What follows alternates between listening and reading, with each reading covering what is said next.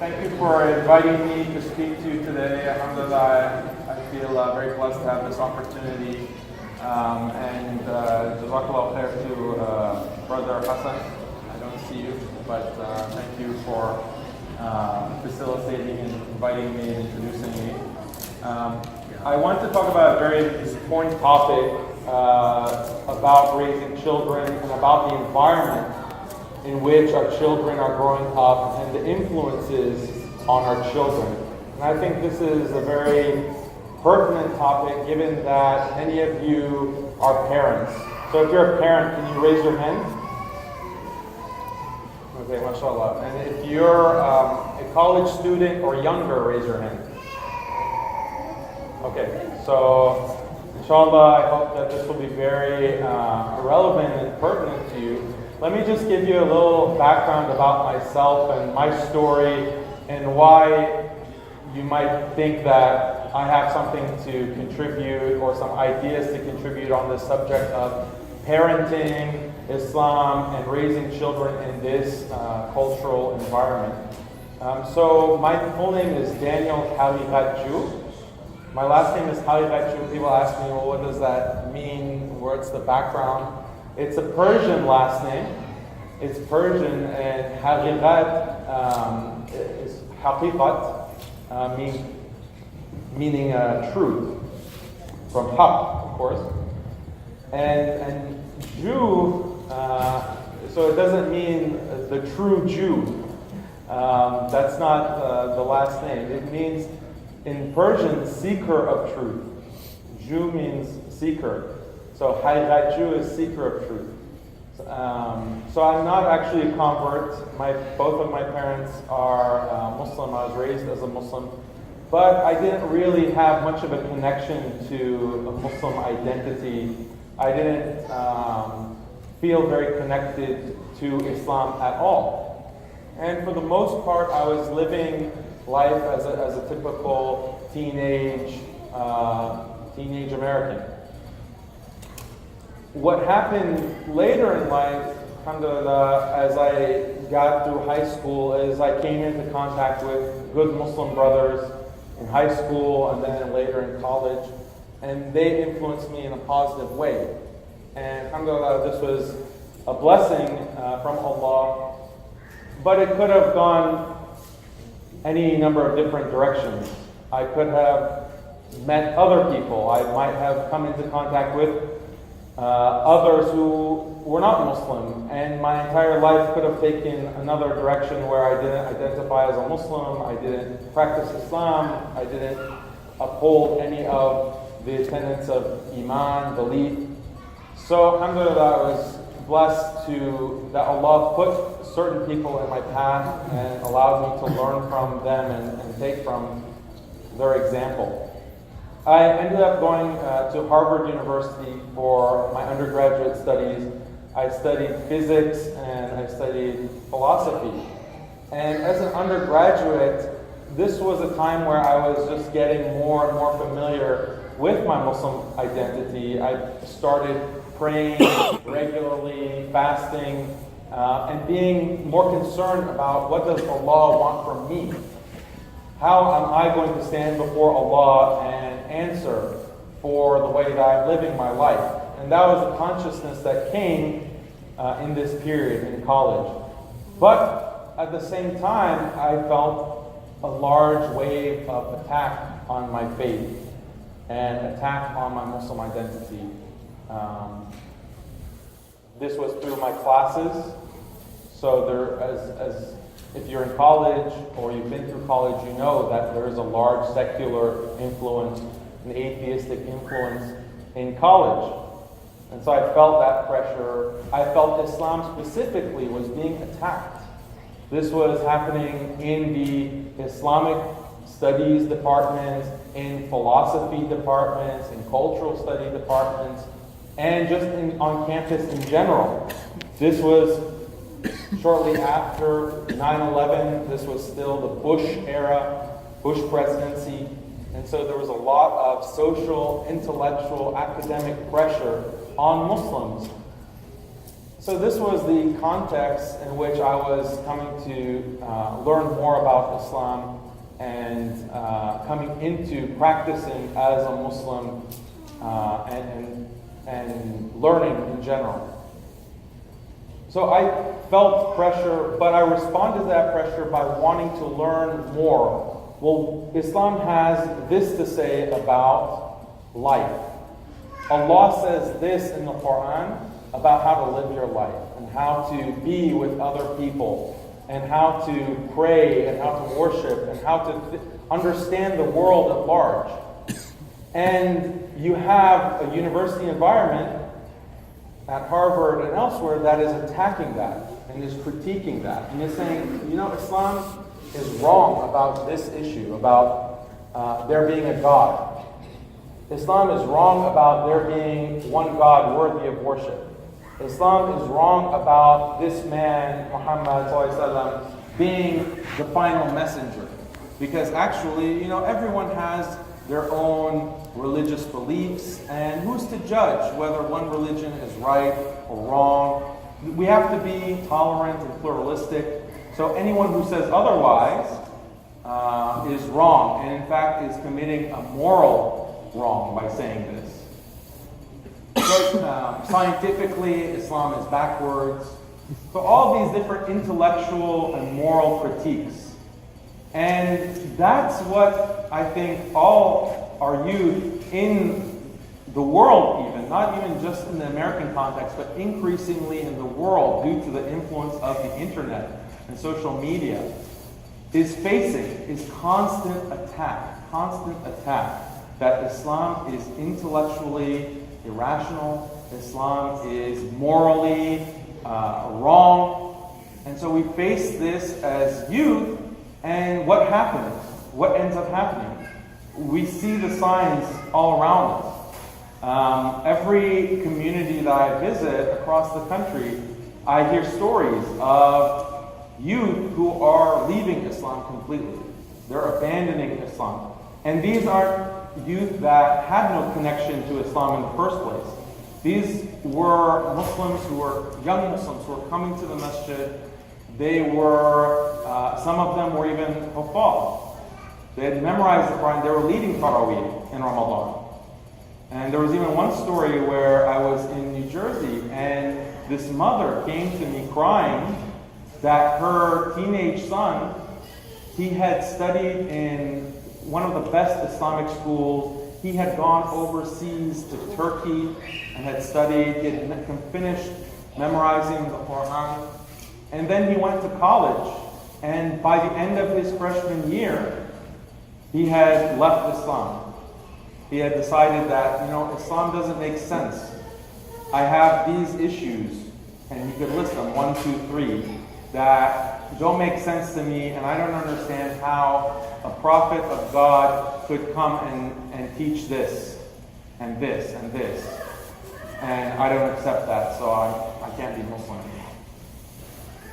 So there's a certain percentage of our youth who fall into this category where they completely leave. There's another larger section of our community that they don't know what they don't know. They don't recognize that their iman, there's a problem with it. There's a problem in that they don't believe the right beliefs. They have the wrong beliefs about Allah. They're influenced by other ideas that are found within society. One quick example, one thing that I often hear youth say, and I'm surprised by it, is that, well, there's no way that we can know that Allah exists. There's no way that you can truly, absolutely know that Allah exists and that Islam is the truth. And these are Muslims, or they have grown up and they view themselves as Muslims, but they think that this is something that's okay to believe. And the reality is that Allah says, فَاعْلَمْ أَنَّهُ لَا إِلَهَ إِلَّا اللَّهِ. فَاعْلَمْ. Allah says, know, He commands, know that there is no God except Allah. So Allah wouldn't command us to do something, to know something, if it were not possible. Right? And this is one of to have iman, to have belief, you have to know. That's one of the conditions of having iman, is to know that Allah exists. Along with other beliefs, to know that the malaika exists, to know that the messengers were sent, to know that there are kutub that were revealed to the messengers, that there's a last day, that the qadr is a reality. These are all points of knowledge. You can't have iman and be considered a believer if you don't accept and know these things to be true. So that's just an example of confusion and doubts that are facing our youth. And these stem, again, I mentioned at the beginning, there's intellectual and moral doubts. And in my personal story, in my personal life, I had to confront these questions and these issues because I had these same doubts. I had these same confusions. And there wasn't really available resources to help me address and to answer these questions and issues. And so, inshallah, as a community, we're learning and we're improving in providing and being able to provide these kinds of answers and resources. And that's what, as an introduction to myself, I've dedicated kind of full time to creating resources and to writing on these intellectual and moral challenges to Islam.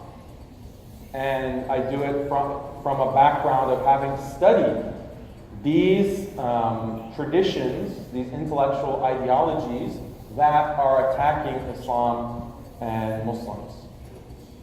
And this is the reflection that I want to share with you, is that it's not a coincidence that we see youth in different parts of the world all bringing up the same questions and the same issues, right? It's not coincidence that youth in Tampa, Florida might be asking, well, why do men pray in front of women? How is that just? How is that fair in Islam? Why doesn't Islam accept or acknowledge freedom and equality the way the rest of the world does? Why don't we find this concept of secularism and separation of church and state within the Quran? Why?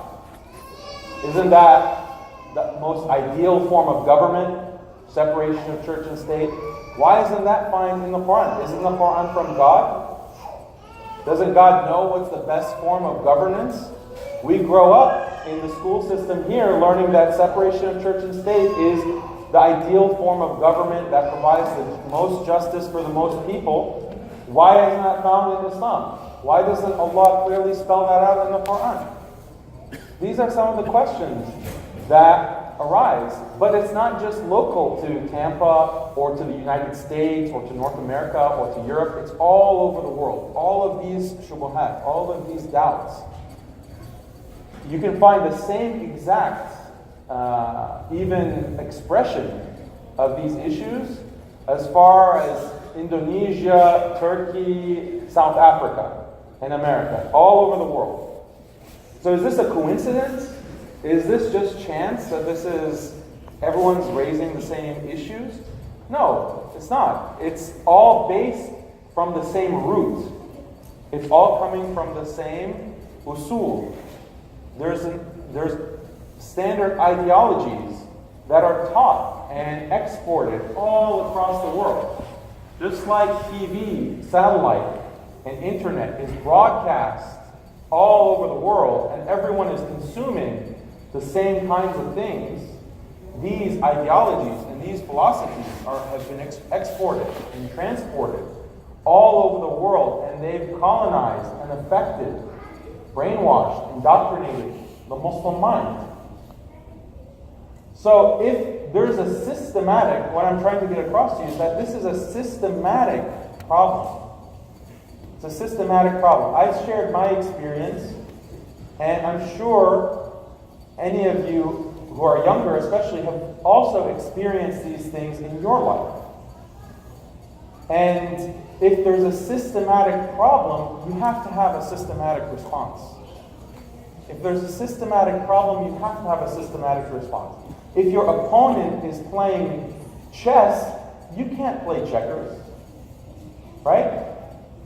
You have to play the same game. You have to be able to match wits with your opponent in order to respond to your opponent and to beat your opponent. So how are we going to respond to these challenges unless we also have a systematic approach and a systematic response? Otherwise, if we don't have a systematic response, we have to just address one issue today, and then tomorrow another issue comes up about women's rights. Next day it's about secularism. Next day is about LGBT in Islam. The next day, every single day there's going to be a new issue, a new controversy, a new source of doubt. And we're just, playing whack-a-mole. You know whack-a-mole? Right? And it's a carnival game. You just, one mole, head comes up, you whack it. Next one, you whack it, and so forth. This is not productive. This is not an intelligent approach and response. So, but we don't have, as individuals or as parents, you don't have time to go and study philosophy. You don't have time to go and understand the systematic problem.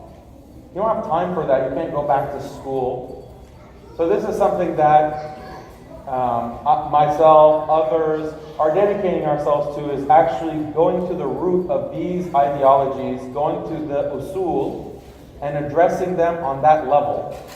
So that once you cut the roots of these isms and these ideologies, then you address the source of the problem. And once you address the source, then that's the kind of systematic response that will, bi'idhnillah, help so many of our youth and so much of the Muslim community facing these questions and these shubuhats and doubts.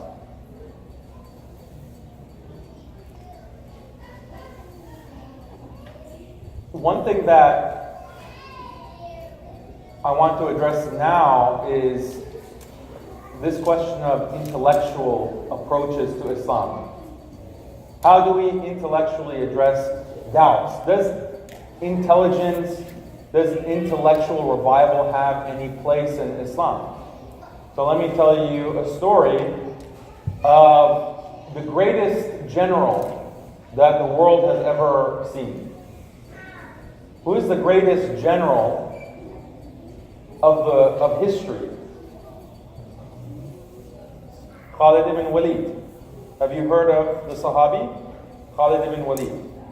He is recognized as, even by non-Muslims, as the greatest, one of the greatest, if not the greatest general of history. And imagine he was able to conquer one of the superpowers of his time, which is the Persian Empire. He was, as the general, he led the Muslims towards conquering Persia. And even he could have, Allahu A'lam, but he could have even conquered Rome, which was the second superpower of the time. Persia and Rome. And his military prowess and knowledge was world-renowned by that time. By the time he had finished with the Persians, everyone knew Khalid ibn Walid. He's one of these Arabs with this new religion. And he's conquering everyone. And so he had even struck fear into the hearts of the Romans, because they were afraid that they were going to be next. They were going to be the next ones that are conquered by the Muslims. But, that didn't happen. Khalid ibn Walid's career was cut short. But his life is something that we should reflect on. His life is something we should reflect on. And how he became Muslim is very interesting, and this is where I want to put emphasis, is he had actually been the main person that had given the Muslims defeat in the Battle of Uhud. He was actually the one that caused the Muslims to lose in the Battle of Uhud. And after that, he started slowly having doubts about the religion that he was upon and his alliance with the Quraysh. And he slowly started considering Islam because his brother had become Muslim. And his brother had said something very interesting and very important to him. His brother told him that it amazes me that someone as intelligent as you does not recognize the truth of Islam. Someone as intelligent as you has not recognized the truth of Islam. And so that started to get him thinking that, well, I do consider myself intelligent. Why don't I see that Islam is the truth? I feel this attraction to the Prophet ﷺ and to Islam, but he wasn't entirely convinced. But then the Prophet ﷺ told or asked Khalid's older brother, Walid ibn Walid, where's Khalid? Where's Khalid? Because someone as intelligent as Khalid should recognize the truth of Islam. So the Prophet ﷺ re-emphasized intelligence, that Khalid is intelligent. He should recognize the truth of Islam. And so this is very important for us to understand how intelligence and being intellectual is correlated with Iman. Because what does it mean to be intelligent? How do we define this? This is very important. It's very important for us to have an understanding of intelligence because our youth, our children, okay, and I'm a father myself. I have 4 boys. And I'm trying to raise them in this world and protect them from all of these attacks. And so how do we define intelligence for our youth such that they're not going to be confused? What are we going to say to our youth when they say, Baba, Mama, why are all the smartest people in the world atheists? Why are all the greatest scientists and researchers and academics, why are they atheists or why are they non-Muslims? How are we going to answer this question? This is a very easy, obvious question for a child to think. Even if they don't ask it, even if they don't articulate it, maybe they are thinking that. Maybe they are wondering why. So we have to define intelligence. We have to define our own terms. We shouldn't let others define terms for us. We should accept the definition that Allah has given, that the Prophet ﷺ has given for these terms, like intelligence and aql, reason. And there's an amazing narration from the Prophet ﷺ where he is describing the signs of Yawm al-Qiyamah, the signs of the end of time.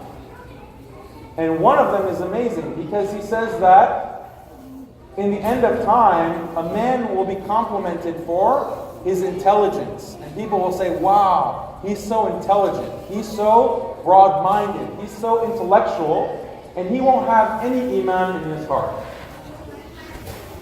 That's the time we're living in.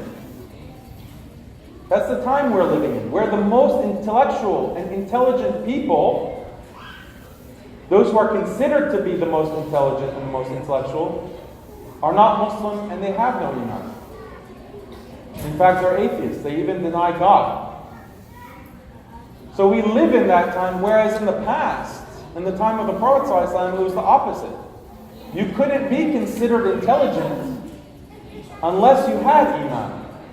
You couldn't be considered intelligent unless you had iman. So now things have flipped. Everything is backward. And this is proven in several different ways. One is the example of Khalid ibn Walid, that the Prophet ﷺ was amazed that someone so intelligent was not a Muslim, was not a believer, had not recognized reality, because that's what intelligence is. Let's define intelligence. Okay? Intelligence means recognizing reality, seeing reality. And what is the greatest reality? Al-Haq. It's Allah. The existence of Allah. That Allah is Rabb. Allah is the Lord and the Creator, and that we worship Him. That is the greatest truth. So how can you be intelligent? How can you be intelligent if intelligence is recognizing the truth, if you don't recognize Allah and you don't submit to Him as a Muslim and worship Him?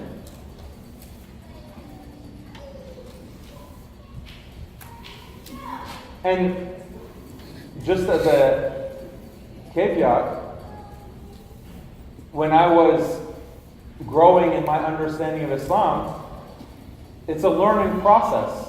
So just in case someone is not in a position where they have fully understood and accepted with yaqeen, with full certainty, all the tenets of Islam and Iman, the pillars of Iman, you shouldn't be worried that, oh, well, am I not a Muslim now? Or, ooh, maybe I have left Islam. So any of our youth who are facing those kinds of doubts, just because you have doubts now doesn't mean you're not going to learn more.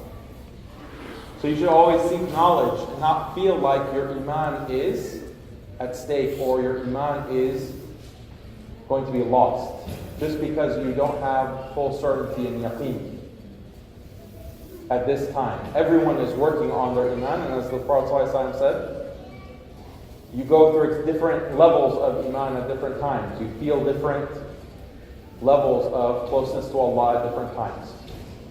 So I just want to put that out there as well, without taking away from what I want to highlight and emphasize, which is you cannot be considered intelligent without Iman. And this is what we need to teach our youth, so that they from a young age. Who are the role models? Who are the role models? Who do they consider intelligent, smart? Who are they looking up to? Are they looking up to atheists, those who deny God, those who deny Allah, those who deny Islam? Or do they have scholars of Islam as their role models? Or the Anbiya? Do they understand that the Anbiya are the most intelligent of all creation? The Prophet Muhammad sallallahu alaihi wasallam, Ibrahim alayhi salam, Isa alayhi salam, Musa alayhi salam. When you read their stories, you can just see their intelligence, their wisdom, their knowledge. And then look at the inheritors of the prophets, which are the scholars, the ulama. These need to be our role models, not only spiritually. This is the problem that we fall into. We say, yes, of course we respect the ulama. We respect Imam Abu Hanifa. We respect Imam Ahmad, Imam Al-Shafi, Imam Malik. Of course, we respect them as spiritual, moral guides, leaders, intellectuals. But we don't consider them to be geniuses. We don't consider them to be intellectual role models. This is the problem that we have, where intelligence has been defined for us. And we've been indoctrinated into accepting a definition of intelligence that contradicts Islam and puts Islam in a bad light. Another example is how some of our youth have accepted this idea that you need a leap of faith. To be Muslim, you need a leap of faith because you can't, again, know that God exists with certainty. You have to have a leap of faith. Has anyone heard this expression, leap of faith? It's a Christian idea. It's coming from Christian philosophy. And the idea that they had was that you cannot rationally recognize God. You cannot rationally justify God. You have to make a leap. Blindly. You blindly believe. Because reason and religion are two separate things. They're incompatible. As soon as you leave the realm of reason, that's the place of faith. And as soon as if you want to be reasonable, you have to put faith aside. You have to abandon your faith. This is how they have defined for us rationality, reason, reasonability. We have to redefine these terms in light of the Quran and Sunnah. So what does Allah say about haqq? Many things. Allah is, in the Quran, constantly refers to قَوْمِ يَعْقِلُونَ. Right? So Allah says, قَدْ بَيَّنَّا لَكُمُ الْآيَاتِ إِن كُنْتُمْ تَعْقِلُونَ. Okay? We have clarified, بَيِّنَّا, for you, لَكُمُ الْآيَاتِ, the signs, our signs, if you reason, if only you were to reason. Okay? إِنَّ فِي ذَلِكَ لَآيَاتٍ لِقَوْمِ يَعْقِلُونَ. Indeed, in this are signs for those of reason. Right? إِنَّ فِي خَلْقِ السَّمَاوَاتِ وَالْأَرْضِ وَاخْتِلَافِ اللَّيْلِ وَالنَّهَارِ لَآيَاتٍ لِأُولِي الْأَلْبَابِ. أُولِي الْأَلْبَابِ, meaning those of insight, those of understanding. Allah uses the term أُولِي الْأَبْصَارِ, أُولِي النُّهَى, أُولِي الْأَلْبَابِ, قَوْمِ يَعْقِلُونَ أَفَلَا تَعْقِلُونَ. Don't you understand? Aren't you people of reason, reflection? Constantly reminding us that you have to be able to recognize the signs around you, in the world, in the dunya. This is not unseen. The signs of Allah are not part of the ghaib. This is a misconception. This is a misconception that we can't recognize the signs of Allah that point that, yes, Allah is one. Allah is the creator. Islam is the deen of truth. There are signs in the world around us and within our own selves that we have to recognize. It's not blind faith.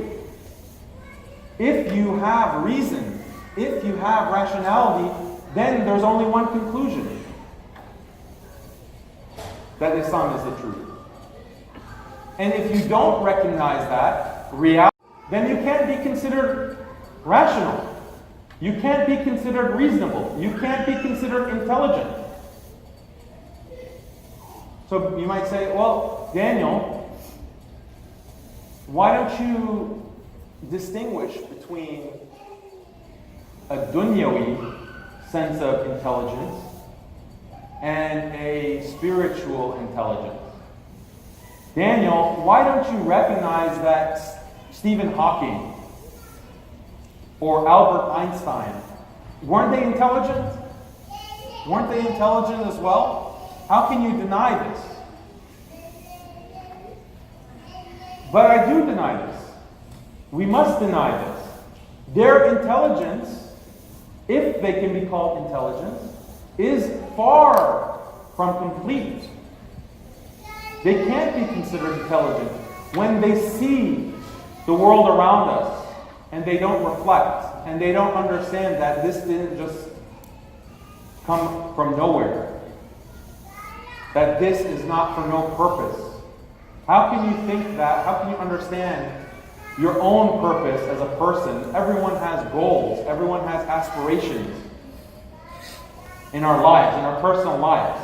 Right? You might have a job, you might be going to college, you might be in high school, but you have a goal in life for yourself. How can you, when you're located, when you're within the universe, How can you have a purpose, but the universe itself has no purpose, has no direction, has no end? How does that make sense? Where does your purpose come from? These are the kinds of reflections that a person of reason, rationality, intelligence has to make. The signs are around us. They're not part of the ghaib. They're not unseen. So no, I don't think that Stephen Hawking or Albert Einstein are geniuses or they're intelligent. And I studied physics. So at Harvard I studied physics, and some of my professors and advisors were Nobel Prize winners as well. They were considered the top physicists in the world. I talked to them, I interacted with them, I took classes with them. I wouldn't consider them intelligent. The way that I think about their abilities are that they're savants. Have you heard of the word savant? It means someone who has a very particular skill that's super, super specific. So in chess, for example, you can have a chess savant. Someone who's very, very good at chess. And you'll see them, they have events where there'll be 50 people who come to play chess against one person. And that one chess savant, chess genius, will play all 50 people at the same time, blindfolded, and win 50 games. So this is a savant, meaning this is some unnatural, highly unusual ability that they have in chess. You have savants in video games. They're just at such a high level of ability that no one can match. And in physics, it's the same thing. In physics, it's the same thing. They're physics savants. But remember how we define intelligence. Intelligence is recognition of reality. But who gets to define what reality is? Who gets to define what reality is? Those who are materialists and atheists, they have defined reality as the physical world, the material world, atoms and molecules. They assert, dogmatically, blindly assert that there is no higher reality beyond what we see and touch and feel in terms of atoms and molecules. So according to their understanding of reality, then yes, a physicist, they would consider to be intelligent because the physicist understands or allegedly understands reality because he's or she is able to do physics. But we don't have to accept their definition. We don't have to submit to their definition of what reality is. Why would we? Why would we? Their understanding of reality changes every generation. I studied physics, I studied the philosophy of physics and science. The scientific reality in the time of Isaac Newton is very different than the scientific reality 200 years later when Albert Einstein came. And he redefined physics. And then later it was redefined again. And again and again. Science goes through revolutions. Science changes in big, significant ways. And your entire conception of what is real undergoes massive shifts. We're talking about atoms and molecules. Well, the physicists today, they say an atom is an illusion. An atom is an illusion. That's old talk. That's old science. Now we know the reality is not about atoms. It's about quarks. Quarks, the subatomic particle that they call quarks, and hadrons, and bosons, and the Higgs boson, and so on, all these different particles. That's the reality. And then there are even other physicists who say, no, the reality is strings. It's not even particles, it's strings. That's the reality. So even amongst themselves, there's khilaf.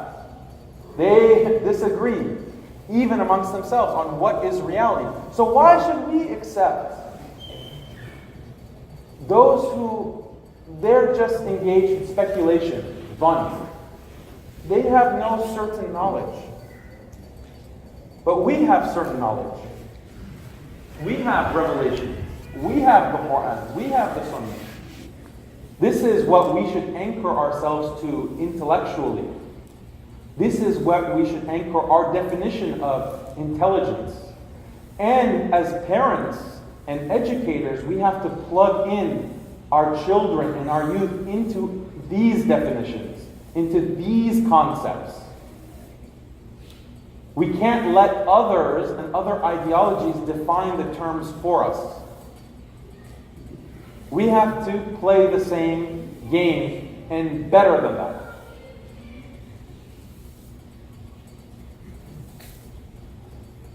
So I mentioned why it's so important to redefine intelligence and intellectual revival in terms of Islam for our youth. But also think about da'wah. Think about da'wah. How are we going to invite others to Islam if others think of Islam as stupid, irrational, immoral? How can we invite others and say, accept Islam. We invite you to good. Accept Islam.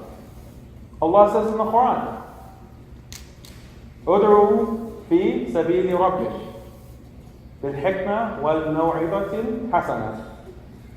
Invite to or call to the way of your Lord bil hikmah, meaning with wisdom and good advice. And Allah also says in that same ayah, "Jadilhum billati hiya ahsan." Argue with them or debate with them. Jadilhum billati, with what is best.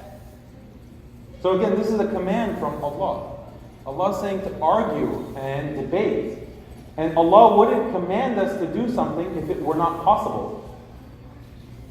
You see, the thing is that some people today, some Muslims, will say that, look, we have our religion, they have their religion, we are just going to practice and keep to ourselves privately. We don't need to argue with anyone. We don't need to try to convince anyone of the truth of Islam. It's fine. And they can insult us, and they can attack Islam. That's fine. We're just peaceful. We're in our own corner, and we don't need to engage. This is wrong. This is a big problem, because our youth are going to slowly leave, because you can't be told over and over and over again that what you believe and what you subscribe to in your life is irrational and immoral. You can't hear that over and over again and maintain your iman. It's slowly going to cause you doubts, and then you're going to have problems, big problems. And then, like I said, we can't do da'wah. How can we call people to Islam if we don't respond to objections, if we don't respond to attacks? If I come up to you and I say, and I start insulting your mother, I start insulting your father, I say that, look, your mother and your father, they're stupid, they're irrational, are you going to say, oh, okay, and walk away and not respond? Not even have the bravery to say, no, that's not true, not even to deny them? No, of course, you're going to be emotional. You're going to say, no, that's not true. Don't say these things about my mom or my dad. How come we don't have that sense of ghairah, that sense of protective jealousy for Islam? How can we allow others to constantly attack and we have nothing to respond with? So it is our duty to have intellectual responses and to challenge our opponents. And we do this first and foremost by defining our own terms and setting the frame of our discourse.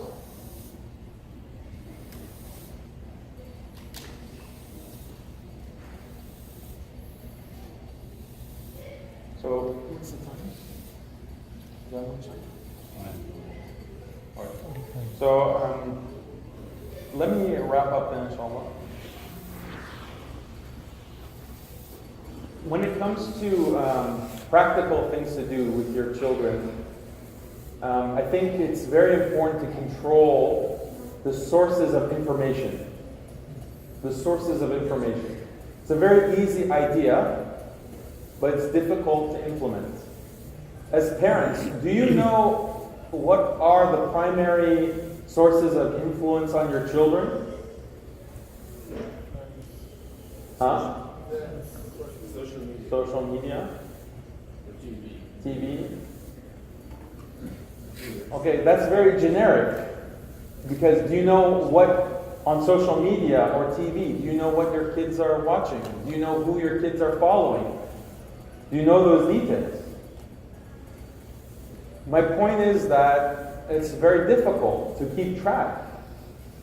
And especially as they grow older, but for younger children, that's when we have to start setting good habits and having a very solid grasp of what are our children consuming? Who are they following? What are they reading? What are they watching? And if you don't have good channels of communication with your children, they're not going to tell you. They're not going to tell you these things. So you're going to be in the dark. You're not going to know. And so you don't know what you don't know. If your child has doubts about Islam, they have these questions, most likely they're not going to come and talk to you about it. Right? And then, may Allah protect us from this. One day they come and say, oh, guess what? I'm not praying anymore. I'm not fasting. Or I don't feel like going to the masjid anymore. It's not really my scene. And then you wonder, well, what happened? 12 years of Islamic school, right? Because Islamic school is just 8 hours a day, maybe 40 hours a week. But what about the rest of the time outside of school? The rest of the hours of the week? And even within Islamic school, what about between classes? What about under the desk with friends? There are all these influences. And I know that you know all of these things. You're aware of these influences, but it's good to remind. It's good to remind that what is the most concerning is the ideologies that are being transmitted through these media, through social media, through internet, through TV, through movies, through music. Through music, right? So many different messages that are embedded. They're hidden. If you don't know what to look for, if you don't know what these ideologies are, you're not going to recognize them. So, I think that we as a community have to dedicate resources to understanding what these ideologies are. What is the source of these doubts? What are the source of these questions? So that we can inoculate. Just like there are vaccines. We use vaccines to prevent the possibility of infection. Okay, so we have to do the same thing intellectually, ideologically. How do we do that? That's a question that I can't give you the complete answer to in just this short session.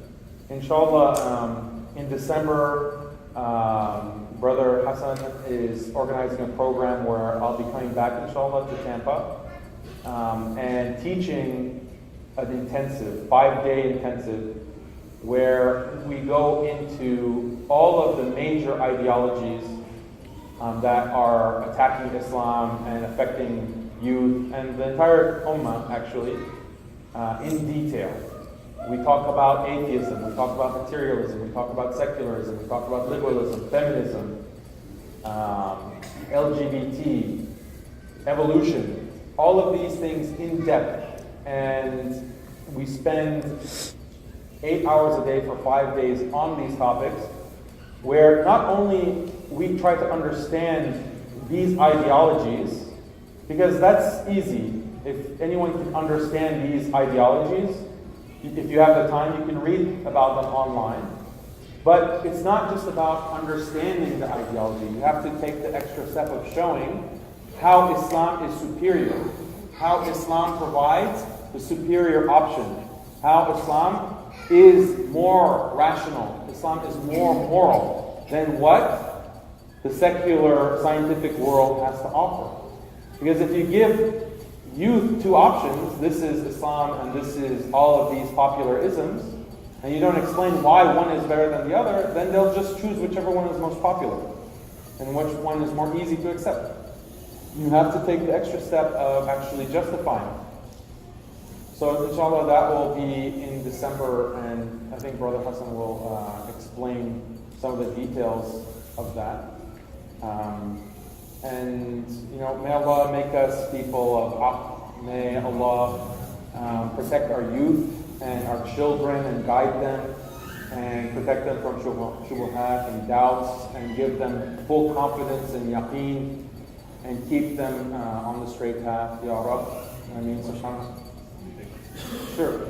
Anyone have any questions? Questions or comments? Go ahead. I enjoyed every minute that how you were talking. I think it's great. Jazakallah khair. Go ahead. How about sisters if they have questions? They Well, can you have mentioned, Hold on, me. No, that's it. Okay, if sisters have any questions, they can text Brother Hassan.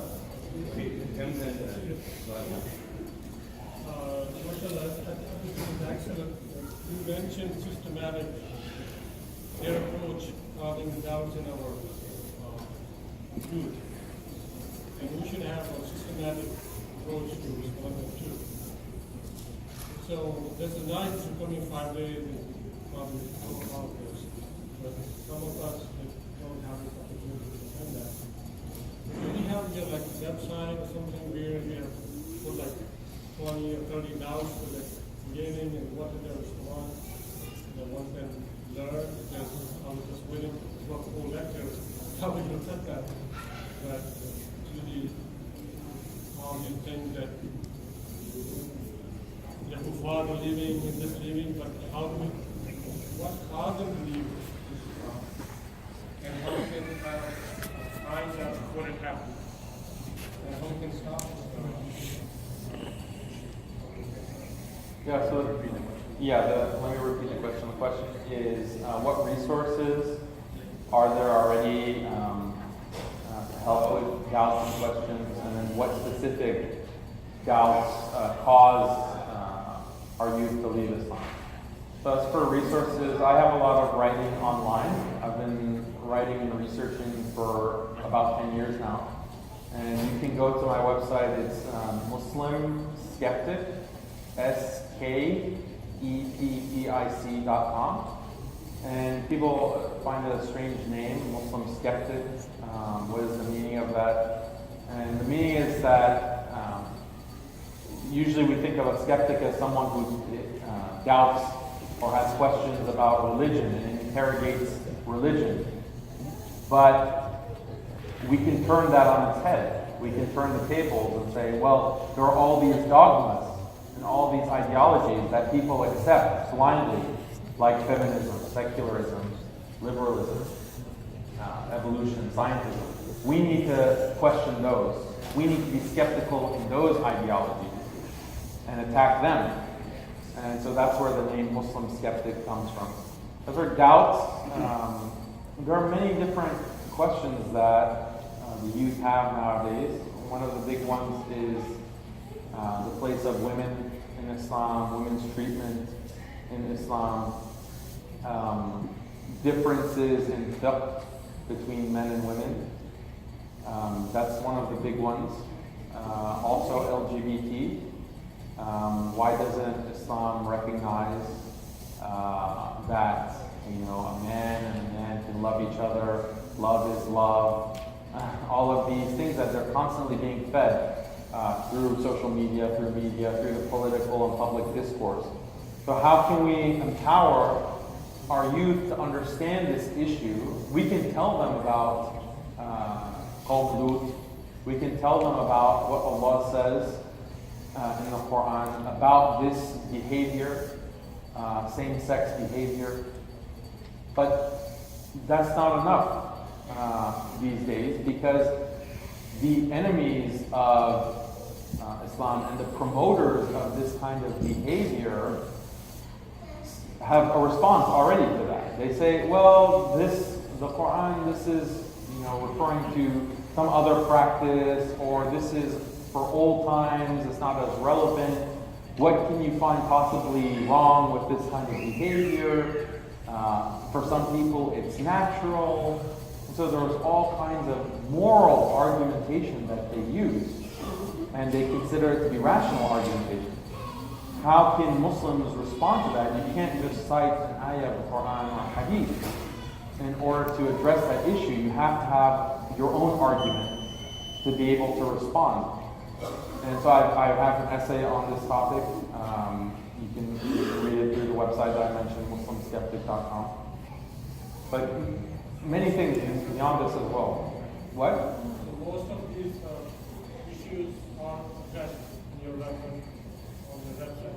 Yeah, many of them are addressed on the website, and the course addresses most of them. If anyone else. Go ahead.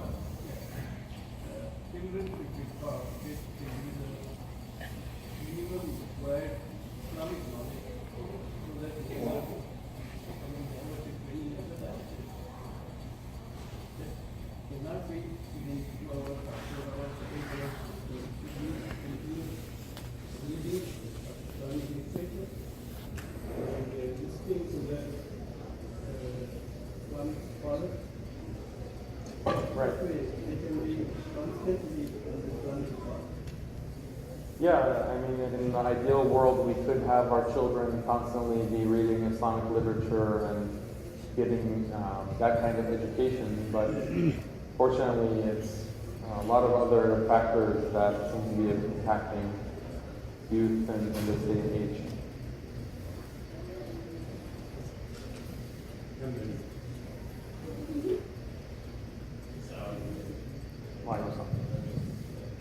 One thing I was going to ask, I think in our society, one of the most elevated things is the human mind, and the human mind being the ultimate criterion for what's right and wrong, my rationality, my reasoning, my life. And I think one thing as Muslims, we understand that guidance is not purely something that is rational. To think that our mind will be completely able to grasp everything is a sense of arrogance, right? And so I think the one thing I think that distinguishes us is the fact that yes, the mind and reason has its scope and has its limitation, but at the same time to set, for when people say in society that this is the ultimate criterion, that's a really big problem, because we know that our mind makes mistakes and our mind is limited. And that hidayah oftentimes is from Allah, and it's not necessarily basically, someone going to a philosophy class or someone going to a philosophy, session or whatever it may be. Oftentimes you'll find those people some of the most misguided, right? So I guess kind of, if you could touch upon the concept of the mind and this kind of elevation of the mind in our society, and how that in of itself takes away the concept of hidayah and the concept of Allah guiding people and guiding the hearts. Yeah, so that's a very good question. Thank you for bringing that up. Absolutely, there are limits to our reason. And just like we have limits in our sight, we can't see through walls. Similarly, the mind is also limited, and the sense of reason is limited. But we have to recognize that this can be used as a cop-out. This can be used as a cop-out in the sense that whenever there's a challenge, Islam is challenged on something, we say, oh, this is beyond reason, we just have to accept it, when that's not necessarily the case. Like, for example, prevention, when Allah says, don't approach zina, this is a command that everyone understood in history as rational. This is something that is perfectly rational. Of course you don't engage in zina. And nowadays, since that's not in this culture, in the Western culture that's been disseminated across the world, that, yeah, what's wrong with premarital relations? What's wrong with that? Well, why can't we engage in fornication all we want? We don't see any problem with it. Then the Muslim response in some quarters is, oh, well, this is just ta'budi. It's not related to aqd. This is purely just a command that we have to blindly follow, and reason has nothing to do with it. So what changed? The only thing that changed is that the dominant culture changed, whereas as far as reason is concerned, of course, why would you engage in zina when it's such a destructive act for children who are born not knowing who their fathers are. And there's all kinds of even secular statistics, scientific statistics that show that children who are born out of wedlock in single-parent families or single-parent households are at greater risk to fall into crime, are greater risk of becoming homeless, are at greater risk of dropping out of school, are at greater risk of doing drugs, are at greater risk of falling into crime. He's at a much higher risk. Like, these are all established statistics. And it's obvious why. Like, you're growing up without knowing who your father is. It's an unstable household. There's going to be a much greater chance for all of these negative repercussions for the child. And if that child is growing up in society and then becoming a part of that society, that negativity will spread and affect and corrupt all of society. I don't want to live in a society where there's higher drug usage, higher joblessness, higher homeless rate, all of these things. It affects me personally. It affects all of us personally when others are engaged in zina. It's not a victimless crime as it's put in society nowadays. So yes, of course, this is a victim. There's victims in this crime, and we need to, we should look at the Sharia, which curbs this behavior, as being the most rational, the most moral approach. Okay? And this shows the superiority of Islam. This shows the truth of Islam, that this prohibition of zina is so firm and so solid, and our tradition has maintained that in a pristine way, whereas other faiths have abandoned it as soon as it became culturally unacceptable or unpopular. But reflecting on these things rationally, it boosts, the iman, and this is all rational. So, but going back to the original point of, the limits of reason. Yes, there are limits. Like, we don't know why Allah has prescribed 3 rakat for Maghrib, or why we fast in Ramadan as opposed to Shawwal or Sha'ban. These are ta'budi.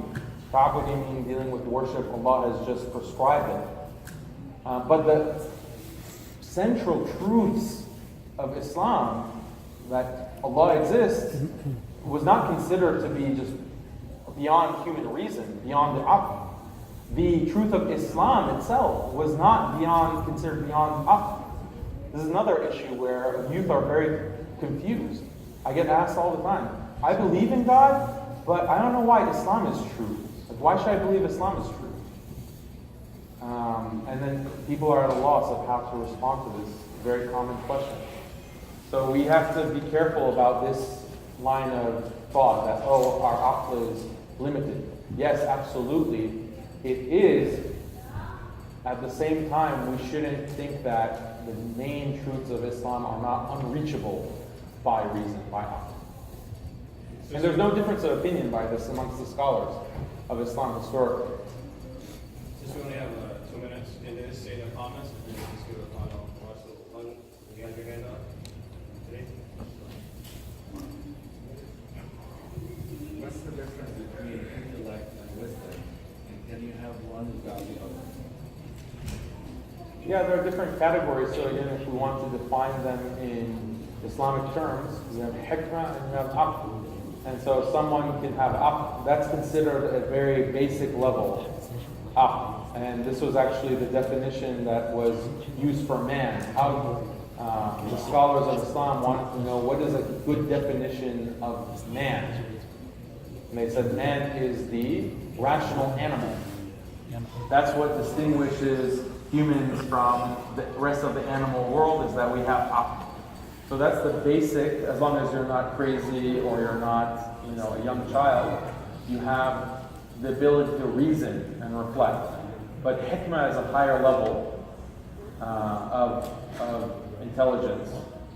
And intelligence as a word is, it's not an Arabic term, but we can use it as a gloss, as a general term, and then we define the details and the nuance using Arabic.